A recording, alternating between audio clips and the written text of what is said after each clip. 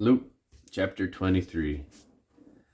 And the whole multitude of them arose, and led him unto Pilate. And they began to accuse him, saying, We found this fellow perverting the nation, and forbidding him give tribute to Caesar, saying that he himself is Christ, a king. And Pilate asked him, saying, Art thou the king of the Jews? And he answered him and said, Thou sayest it. Then Pilate, to the chief priests and to the people, said, I find no fault in this man. And they were the more fierce, saying, He stirreth up the people, teaching throughout all Jewry, beginning from Galilee to this place.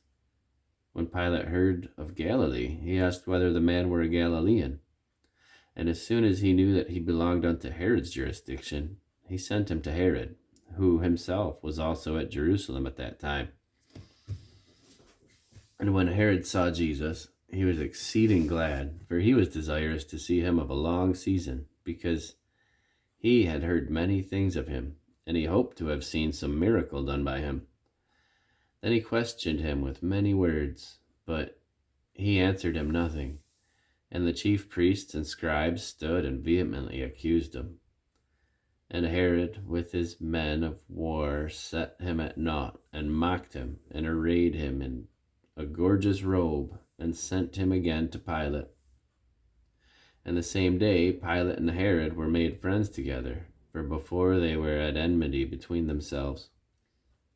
And Pilate, when they had called together the chief priests and the rulers and the people, said unto them, Ye have brought this man unto me as one that perverteth the people, and behold, I, having examined him before you, have found no fault in this man, touching those things whereof ye accuse him. No, nor yet Herod, for I sent you to him, and lo, nothing worthy of death is done unto him. I will therefore chastise him and release him, for of necessity he must release one unto them at the feast.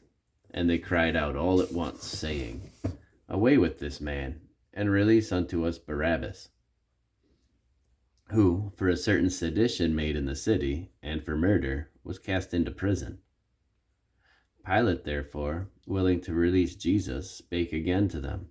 But they cried, saying, Crucify him, crucify him. And he said unto them the third time, Why, what evil hath he done? I have found no cause of death in him. I will therefore chastise him, and let him go. And they were instant with loud voices, requiring that he be crucified. And the voices of them and of the chief priests prevailed. And Pilate gave sentence that it should be as they required. And he released unto them him that for sedition and murder was cast into prison, whom they had desired, but he delivered Jesus to their will. And as they led him away, they laid hold upon one Simon, a Cyrenian, coming out of the country, and on him they laid the cross, that he might bear it after Jesus. And there followed him a great company of people, and of women, which also bewailed and lamented him. But Jesus, turning unto them, said, Daughters of Jerusalem, weep not for me, but weep for yourselves and for your children. For behold, the days are coming in which they shall say, Blessed are the barren, and the wombs that never bare, and the paps which never gave suck. Then shall they begin to say to the mountains, Fall on us, and to the hills, Cover us. For if they do these things in a green tree, what shall be done in the dry? And there were also two others, malefactors, led with him to be put to death. And when they were come to the place which is called Calvary, there they crucified him, and the malefactors, one on the right hand and the other on the left. And then said Jesus, Father, forgive them, for they know not what they do. And they parted his raiment, and cast lots. And the people stood beholding, and the rulers also with them denied him, saying, He saved others, let him save himself, if he be Christ, the chosen of God. And the soldiers also mocked him, coming to him and offering him vinegar, and saying, If thou be the king of the Jews, save thyself. And a superscription was also written over him in letters of Greek and Latin and Hebrew. This is the King of the Jews. And one of the malefactors which were hanged railed on him, saying, If thou be Christ, save thyself and us. But the other answering rebuked him, saying, Dost not thou fear God, seeing thou art in the same condition? And we indeed justly, for we receive the due reward for our deeds. But this man hath done nothing amiss. And he said unto Jesus, Lord, remember me when thou comest into thy kingdom. And Jesus said unto him, Verily I say unto thee, today shalt thou be with me in paradise. And it was about the 6th hour, and there was a darkness over all the earth until the 9th hour. And the sun was darkened, and the veil of the temple was rent in the midst. And when Jesus had cried with a loud voice, he said, Father, into thy hands I commend my spirit. And having said thus, he gave up the ghost. Now, when the centurion saw what was done, he glorified God, saying, Certainly this was a righteous man.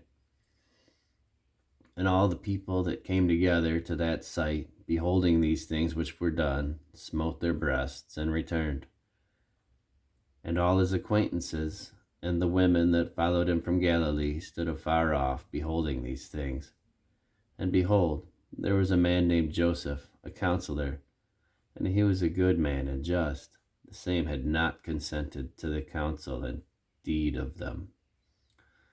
He was of Arimathea, a city of the Jews, who also himself waited for the kingdom of God. This man went unto Pilate and begged the body of Jesus. And he took it down and wrapped it in linen, and laid it in a sepulchre that was hewn in stone, wherein never man before was laid. And that day was the preparation, and the Sabbath drew on. And the women also, which came with him from Galilee, followed after, and beheld the sepulchre,